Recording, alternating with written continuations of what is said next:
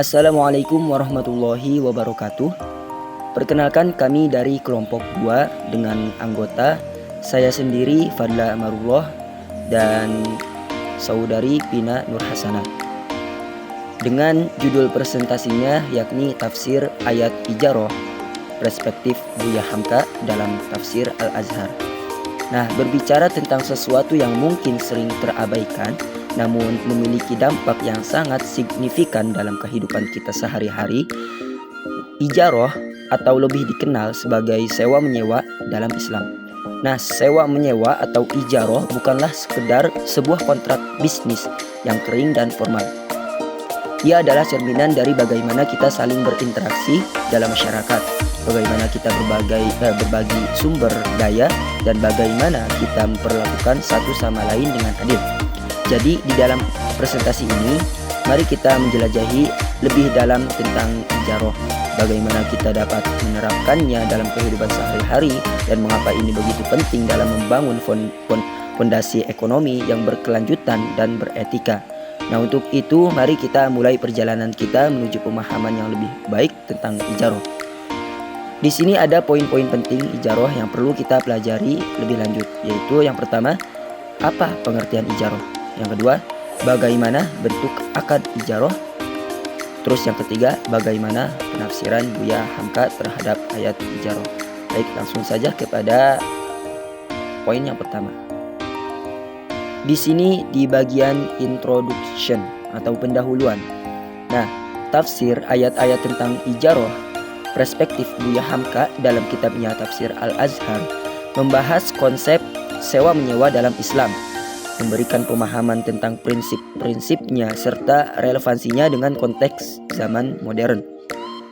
Nah, ini juga mencakup pertumbuhan ekonomi, perubahan sosial, dan tantangan kontemporer yang mempengaruhi praktik ijarah atau sewa menyewa dalam masyarakat muslim. Hal ini bisa mencakup pergeseran nilai-nilai, teknologi, dan dinamika ekonomi yang mempengaruhi cara orang berinteraksi dalam hal sewa menyewa. Baik, selanjutnya ke metode. Di bagian metode, nah, penelitian ini menggunakan metode tafsir maudhu'i. Ini tafsir maudhu'i adalah suatu metode tafsir yang berusaha mencari jawaban Al-Quran tentang tema tertentu. Tulisan ini juga merupakan penelitian yang menggunakan metode kepustakaan yang menggunakan sumber data primer yaitu Mushaf Al-Quran dan terjemahan Tafsir Al-Azhar karya Buya Hamka, yang mana tafsir ini bercorak penafsiran budaya kemasyarakatan dan sumber data sekunder berupa buku, jurnal, artikel yang relevan dengan hukum sewa menyewa dan perdagangan kitab-kitab tafsir yang ditulis oleh para ulama tafsir yang sangat berguna dan membantu dalam proses analisis ayat-ayat Al-Quran dimaksud, yang pada akhirnya dapat mempertajam analisis yang dilakukan. Selanjutnya yaitu hasil dan pembahasan. Yang pertama yaitu pengertian ijarah. Nah, ijarah dalam bahasa Arab dieja ijarota. Ijarah berasal dari kata kerja ajaro yang berarti membayar upah atau menerima upah. Nah, dalam hal ini, dalam konteks hukum Islam, ijarah mengacu pada kontrak sewa menyewa di mana pemilik sebuah barang atau jasa menyewakannya kepada pihak lain untuk digunakan dalam jangka waktu tertentu dengan pembayaran upah atau sewa yang telah disepakati.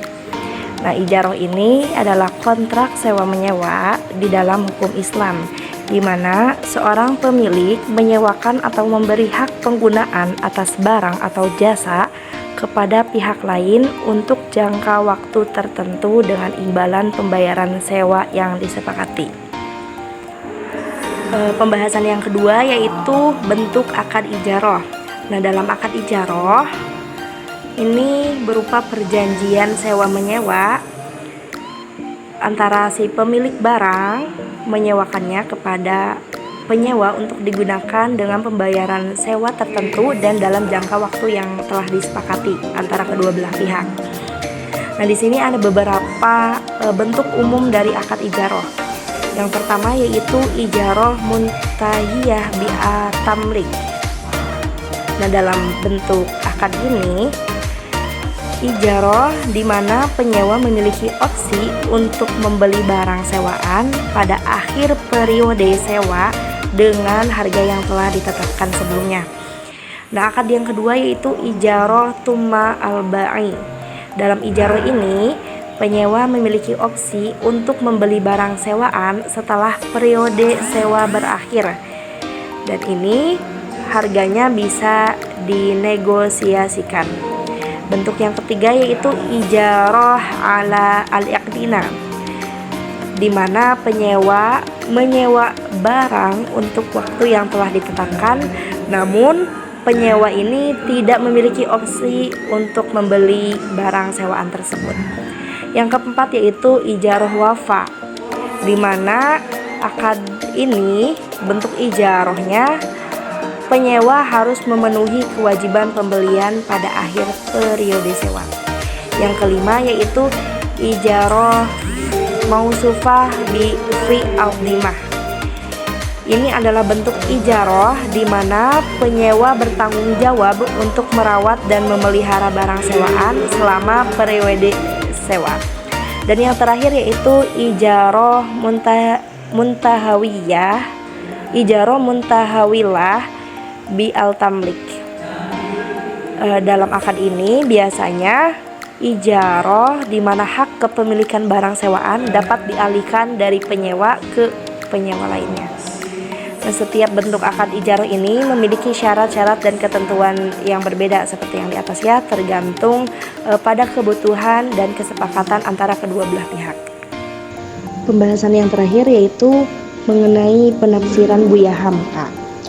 Nah, ayat yang dimaksud adalah ayat tentang menyewa jasa menyusui yang terdapat dalam Al-Quran surat Al-Baqarah ayat 233, yang artinya, dan para ibu hendaklah menyusukan anak-anaknya selama 2 tahun penuh, yaitu bagi yang ingin menyempurnakan penyusuan.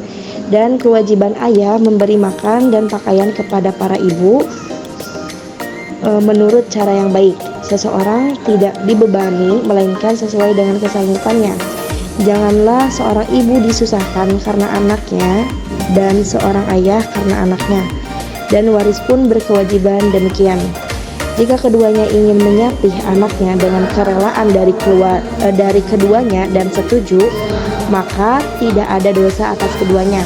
Dan jika kamu ingin anakmu disusukan oleh orang lain, maka tidak ada dosa atas kamu selama kamu membayar dengan cara yang patut. Bertakwalah kepada Allah dan ketahuilah bahwa Allah Maha melihat apa yang kamu kerjakan. Nah, dalam penafsiran Buya Hamka, dalam ayat tersebut menekankan pentingnya keadilan dan kepatuhan terhadap ajaran Islam dalam menyusun perjanjian menyusui antara orang tua dan pengasuh anak. Nah, dalam hal ini unsur ijarahnya yaitu dalam hal sewa menyewa. Hal ini mencakup pelindungan hak-hak ibu menyusui, hak anak untuk mendapatkan perawatan yang layak, dan penekanan atas prinsip-prinsip keadilan dalam penentukan upah atau imbalan bagi ibu menyusui.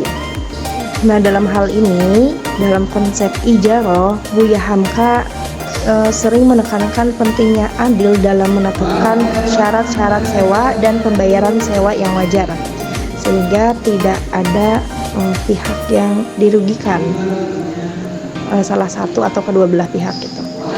Nah, selain itu, di sini juga Buya Hamka menyoroti perlunya memperlakukan kontrak dalam sewa menyewa gitu sebagai perjanjian atau jaminan gitu yang harus dihormati dan disepakati oleh kedua belah pihak. Nah, serta menghindari eksploitasi atau penyalahgunaan dalam praktik sewa menyewa pada tindakannya gitu. Nah, bagi Buya Hamka ini, praktik ijarah harus dilakukan dengan itikad baik dan kejujuran oleh kedua belah pihak, sejalan dengan nilai-nilai Islam yang mengedepankan keadilan dan kebaikan bersama. Nah, selain itu, dalam pandangan Buya Hamka, ini dalam akad ijarah penting untuk mengutamakan kesejahteraan bersama gitu dalam transaksi sewa menyewanya, sehingga jika terjalin kerjasama di antara kedua belah pihak, itu tidak ada yang merasa dirugikan, tapi sama-sama untung gitu. Dan hal ini sejalan dengan ajaran Islam yang menekankan pentingnya keadilan dan kebaikan dalam setiap aspek kehidupan. Termasuk dalam hal ini mungkin masuk ke dalam urusan ekonomi dan bisnis.